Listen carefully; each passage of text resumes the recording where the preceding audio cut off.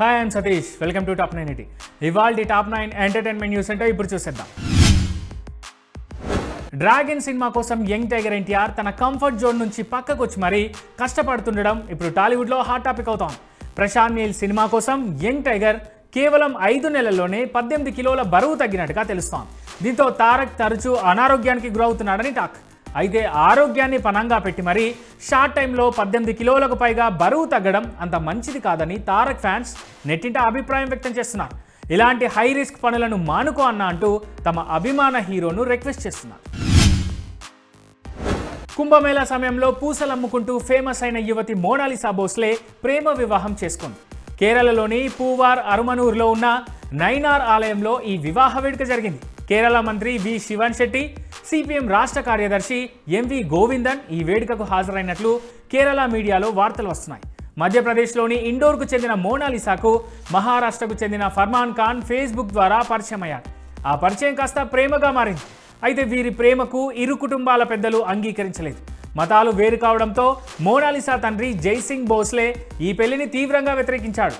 The diary of Manipur అనే cinema shooting కోసం Mona Lisa కేరళకు రాగా తండ్రి కూడా అక్కడికి వెళ్లి ఆమెతో గొడవకు దిగారు. దీంతో ప్రాణహాని ఉందని భయపడిన ఈ జంట తమ ప్రేమను కాపాడుకునేందుకు పోలీసులను ఆశ్రయించారు. తన తండ్రి విజయ్ సింగ్ భోస్లే తను చూసిన అబ్బాయినే పెళ్లి చేసుకోవాలని ఒత్తిడి చేస్తున్నారని మోనాలిసా తన ఫిర్యాదులో పేర్కొన్నారు. దర్శకుడు హరీష్ శంకర్ అనుకోని చిక్కుల్లో పడ్డాడు.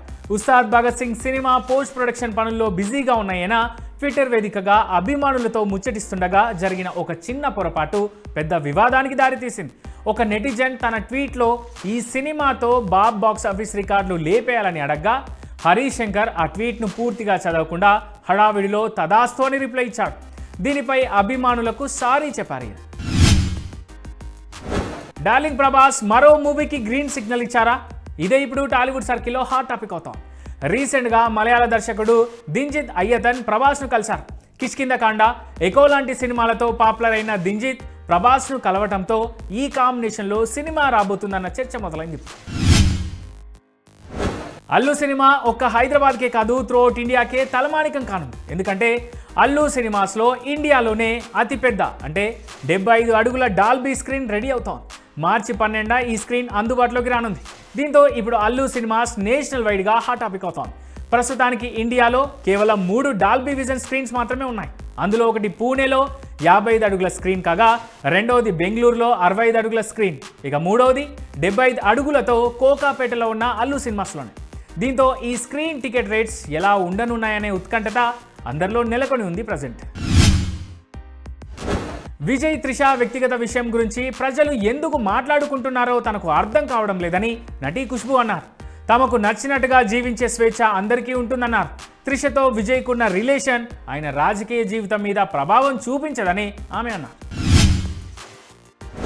టాలీవుడ్ ప్రిన్స్ మహేష్ బాబు భారీ బడ్జెట్ సినిమాల్లో నటిస్తూనే మల్టీప్లెక్స్ థియేటర్ రంగంలో రాణిస్తున్నారు. ఇప్పటికే హైదరాబాద్లో ఏషియన్ సినిమాస్తో సంయుక్తంగా ఏఎంబి సినిమాస్ను నిర్మించి సక్సెస్ అయ్యారు.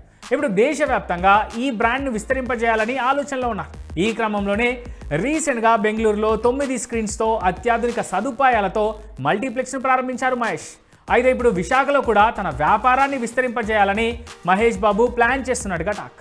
నెక్స్ట్ విశాఖ మాత్రమే కాదు, గోవా, కేరళ, తమిళనాడు వంటి రాష్ట్రాల్లో కూడా ఏఎంబి మల్టీప్లెక్స్ను ప్రారంభించాలని మహేష్ బాబు ఆలోచిస్తున్నట్టు తెలుస్తోంది. విశాఖలో ఇప్పటికే ఐకాన్ స్టార్ అల్లు అర్జున్ కూడా అతిపెద్ద షాపింగ్ మాల్తో పాటు మల్టీప్లెక్స్ ప్రాజెక్ట్ను ప్రారంభించారు. నిర్మాణ పనులు కూడా వేగంగా జరుగుతున్నాయి. అవతార్ 3కి అనుకున్న స్థాయిలో రెస్పాన్స్ రాకపోవడంతో 4th పార్ట్ విషయంలో దర్శకుడు జేమ్స్ కెమెరాన్ ఆలోచనలో పడ్డారని టాక్ నడుస్తోంది. ఇటీవల మీడియాతో మాట్లాడిన ఆయన పూర్తిగా ప్రాజెక్ట్ను పక్కన పెట్టేయలేదన్నారు. అయితే ఇప్పటికే వచ్చిన 3 సినిమాలు సమీక్షించుకున్న తర్వాత నెక్స్ట్ పార్ట్ చేయాలా వద్దా అన్న నిర్ణయం తీసుకుంటా అన్నారు.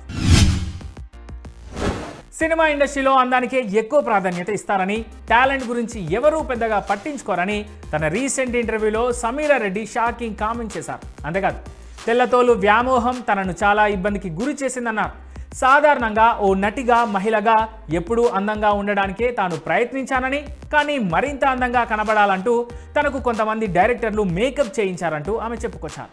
ముఖానికి మాత్రమే కాకుండా శరీరానికి కూడా మేకప్ వేసుకోవాలని ఒత్తిడి చేసేవారని ఆమె ఆవేదన వ్యక్తం చేశారు. అలా చెప్పడం తనను అప్పట్లో చాలా బాధించిందని, నిజంగా తాను అందంగా లేనేమో అనే భావన తనలో కలిగించిందని ఆమె చెప్పుకొచ్చారు. హీరోయిన్ హన్సికా మోట్వానీ 4 ఏళ్ల వైవాహిక బంధానికి ముగింపు పలికారు. భర్త వ్యాపారవేత్త సోహెల్ కతూరియా నుంచి విడాకులు తీసుకున్నారు. పరస్పర అంగీకారంతో విడిపోవాలని నిర్ణయించుకుంటున్నామంటూ హన్సికా బాంద్రా ఫ్యామిలీ కోర్టును ఆశ్రయించారు.